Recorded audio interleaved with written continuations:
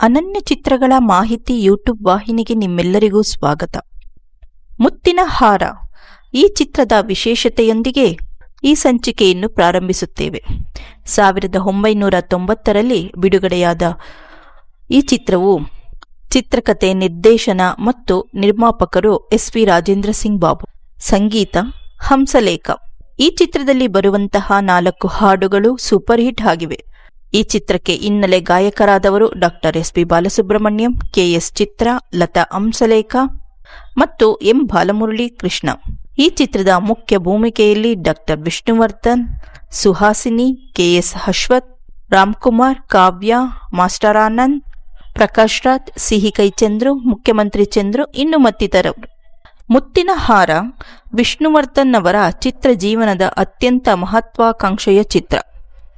ಇದು ಕನ್ನಡ ಚಿತ್ರ ನಿರ್ಮಾಣ ಸಂಸ್ಕೃತಿಯಲ್ಲಿ ಹೊಸ ಸಾಹಸಕ್ಕೆ, ಹೊಸ ಪ್ರಯತ್ನಕ್ಕೆ, ಪರಿಶ್ರಮ ಹಾಗೂ ತಲ್ಲೀನತೆಯಿಂದ ತೊಡಗಿಕೊಳ್ಳುವ ವಿಚಾರದಲ್ಲಿ ಮಾದರಿ ಚಿತ್ರವಾಗಿ ನಿಲ್ಲುತ್ತದೆ. ಪ್ರತಿ ಮನೆಯು ಸೈನ್ಯಕ್ಕೆ ಮಕ್ಕಳನ್ನು ಕಳುಹಿಸುವುದು ಹೆಮ್ಮೆ ಎಂದು ಭಾವಿಸಿದ ಸಂಸ್ಕೃತಿಯ ನೆಲವದು. ಆ ನೆಲದ ಧ್ವನಿಯಾಗಿ ಒಬ್ಬ ಸೈನಿಕನ ಕತೆ ಹೇಳಿದ ಚಿತ್ರ ಮುತ್ತಿನ ಹಾರ. ಕೊಡಗಿನ ಸೈನಿಕ, ಕೊಡಗಿನ ಜನರ ದೇಶಪ್ರೇಮ, ಅವರ ಸಂಸ್ಕೃತಿ, ಸೈನಿಕನ ಪ್ರೀತಿ, ಪ್ರೇಮ, ಪ್ರಣಯ, ಸಂಸಾರದ ಸಿಹಿ ಕಹಿ ಎಲ್ಲವನ್ನೂ ಮನಮುಟ್ಟುವಂತೆ ನಿರೂಪಿಸಲಾಗಿದೆ. ಮುಖ್ಯವಾಗಿ ಜನ್ಮಭೂಮಿಯಿಂದ ಕರ್ಮಭೂಮಿಯ ಕಡೆಗೆ ಕತೆ ಹುರುಳಿಕೊಂಡು ಯುದ್ಧದ ಅಗತ್ಯ, ಅನಿವಾರ್ಯ ಮತ್ತು ತಲ್ಲಣಗಳು, ಅದರ ಸುತ್ತ ನಡೆಯುವ ಮಾನವೀಯ ಘಟನೆಗಳು ಪ್ರೇಕ್ಷಕರ ಮನಸ್ಸನ್ನು ತೀವ್ರವಾಗಿ ಸ್ಪಂದಿಸುವಂತೆ ಮಾಡುತ್ತದೆ. ಹೆಚ್ಚು ರಿಸ್ಕ್ ತೆಗೆದುಕೊಂಡು ಕಾಶ್ಮೀರ ಮತ್ತು ಗಡಿ ಭಾಗಗಳಲ್ಲಿ ಯುದ್ಧದ ದೃಶ್ಯಗಳನ್ನು ಚಿತ್ರಿಸಲಾಗಿದೆ. ಚಿತ್ರದ ಛಾಯಾಗ್ರಹಣ, ಚಿತ್ರಕಥೆ, ಸಂಭಾಷಣೆ ಪ್ರತಿಯೊಂದು ಕೂಡ ಮನ ಮುಟ್ಟುವಂತಿದೆ. ಚಿತ್ರಕ್ಕೆ ಹಾಡುಗಳನ್ನು ಬರೆದು ಸಂಗೀತ ಸಂಯೋಜಿಸಿದ ಹಂಸಲೇಖ ಅವರ ಕೊಡುಗೆ ಅಪಾರ.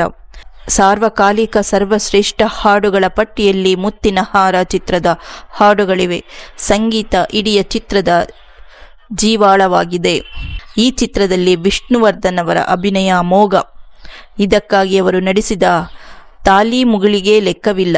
ಶತ್ರು ಸೈನಿಕರ ನಡುವೆ ಸಿಲುಕಿಕೊಂಡಾಗ ಅಲ್ಲಿಯ ಚಿತ್ರಹಿಂಸೆಯು ಸಹಜವಾಗಿರಲಿ ಎಂಬ ಕಾರಣಕ್ಕೆ ಅದೇ ರೀತಿ ಚಿತ್ರೀಕರಿಸಲಾಯಿತು. ಪ್ಯಾರಾಚೂಟಿಂದ ಕೆಳಗೆ ಧುಮುಕುವ ಒಂದು ಸಂದರ್ಭದಲ್ಲಿ ಅಪಘಾತಕ್ಕೀಡಾಗಿ 900 ಅಡಿ ಎತ್ತರದಿಂದ ಅವರು ಜಾರಿ ಬಿದ್ದು ಉಳಿದುದು ಒಂದು ಪವಾಡ. ಕಾಶ್ಮೀರ, ರಾಜಸ್ಥಾನದ ಜೈಸ್ಮಲೇರ್, ಬೆಂಗಳೂರು, ಮೈಸೂರು, ಕೊಡಗು ಇತ್ಯಾದಿ ಸ್ಥಳಗಳಲ್ಲಿ 120ಕ್ಕೂ ಹೆಚ್ಚು ದಿನಗಳ ಕಾಲ ಚಿತ್ರೀಕರಣವನ್ನು ತುಂಬಾ ಶ್ರದ್ಧೆಯಿಂದ ಮಾಡಲಾಗಿದೆ. ಪ್ರತಿಯೊಂದು ದೃಶ್ಯದಲ್ಲೂ ಕೂಡ ಅತ್ಯಂತ ಸೂಕ್ಷ್ಮ ವಿವರಗಳನ್ನು ದಾಖಲಿಸುವ ಪ್ರಯತ್ನ ಮಾಡಲಾಗಿದೆ. ವಿಷ್ಣುವರ್ಧನ್ ಅವರಿಗೆ ಸರಿಸಾಟಿಯಾಗಿ ಸುಹಾಸಿನಿ ಅವರು ನಾಯಕಿಯ ಪಾತ್ರಕ್ಕೆ ಸಂಪೂರ್ಣ ಜೀವ ತುಂಬಿದ್ದಾರೆ. ಅವರ ಅಭಿನಯಕ್ಕೆ ಫಿಲ್ಮ್ಫೇರ್ ಪ್ರಶಸ್ತಿ ಕೂಡ ದಕ್ಕಿತು. ವಿಷ್ಣುವರ್ಧನ್ ಅವರಿಗೆ ಅಭಿನಯಕ್ಕಾಗಿ ಪ್ರಶಸ್ತಿ ದಕ್ಕಬಹುದಿತ್ತು ಎನಿಸಿದ್ದರೂ ಒಟ್ಟಾರೆ ಈ ಚಿತ್ರವು ರಾಷ್ಟ್ರೀಯ ಹಾಗೂ ಹಲವಾರು ರಾಜ್ಯ ಪ್ರಶಸ್ತಿಗಳನ್ನು ನಿರ್ವಿವಾದವಾಗಿ ಸಂಪಾದಿಸಿತು.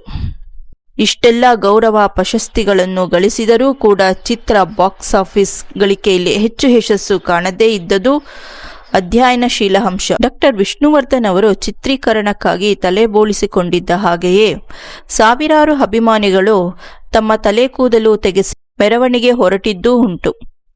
ಮೈಸೂರಿನಲ್ಲಿ ಸುಹಾಸಿನಿ ಇಲ್ಲದ ನಂತರ ಚಿತ್ರೀಕರಣವನ್ನು ಬೆಂಗಳೂರಿಗೆ ಸ್ಥಳಾಂತರಿಸಲಾಯಿತು. ಈ ಚಿತ್ರದ ಸೆಟ್ಗೆ ಸಹಾಯ ಮಾಡಲು ಎಸ್.ವಿ. ರಾಜೇಂದ್ರ ಸಿಂಗ್ ಬಾಬು 7 ಸಹಾಯಕ ನಿರ್ದೇಶಕರನ್ನು ನೇಮಿಸಿಕೊಂಡರು. ಟೇಬಲ್ ವೇರ್ ಮತ್ತು ಕುರ್ಚಿಗಳನ್ನು ಬರ್ಮಾದಿಂದ ತರಲಾಯಿತು. ಆಸ್ಪತ್ರೆಗಳನ್ನು ಬ್ರಿಟಿಷರಂತೆ ಕಾಣುವಂತೆ ಮಾಡಲು ಬ್ರಿಟಿಷ್ ಧ್ವಜವನ್ನು ತಯಾರಿಸಲಾಯಿತು ಮತ್ತು ಯುದ್ಧ ವಿರೋಧಿ ಫೋಟೋಗಳು ಮತ್ತು ಹಿಟ್ಲರ್ ವಿರೋಧಿ ಘೋಷಣೆಗಳನ್ನು ನಕಲು ಮಾಡಲಾಯಿತು. ಮಿಲಿಟರಿ ಸೈನಿಕರನ್ನು ಚಿತ್ರೀಕರಿಸುವ 500 ಜನರಿಗೆ ಮಿಲಿಟರಿ ಸ್ಪೆಟರ್ಗಳನ್ನು ತಯಾರಿಸಲು 10 ಟಿಬೇಟಿಯನ್ನರ ಸಹಾಯ ಪಡೆದರು. ಚಿತ್ರವನ್ನು ಕಾಶ್ಮೀರದಲ್ಲಿ 30 ದಿನಗಳಿಗೂ ಹೆಚ್ಚು ಕಾಲ ಚಿತ್ರೀಕರಿಸಲಾಯಿತು. ಅಕ್ಟೋಬರ್ 1989ರಂದು ಚಿತ್ರೀಕರಣದ ಸಮಯದಲ್ಲಿ ವಿಷ್ಣುವರ್ಧನ್ ತಮ್ಮ ಪ್ಯಾರಾಚೂಟ್ ನಿಯೋಜಿಸಲು ವಿಫಲವಾದ ನಂತರ 900 ಅಡಿ ಎತ್ತರದಿಂದ ಬಿದ್ದು ಬದುಕುಳಿದರು.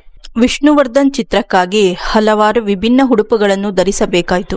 ಅವುಗಳಲ್ಲಿ ಮಿಲಿಟರಿ ಸಮವಸ್ತ್ರ, ಮಡಿಕೇರಿಯಲ್ಲಿ ಸಾಂಪ್ರದಾಯಿಕ ಉಡುಪು, ಅರಣ್ಯ ಉಡುಪು ಮತ್ತು ಮಂಜಿನ ಪ್ರದೇಶಕ್ಕಾಗಿ ಉಣ್ಣೆಯ ಉಡುಪುಗಳು ಸೇರಿವೆ.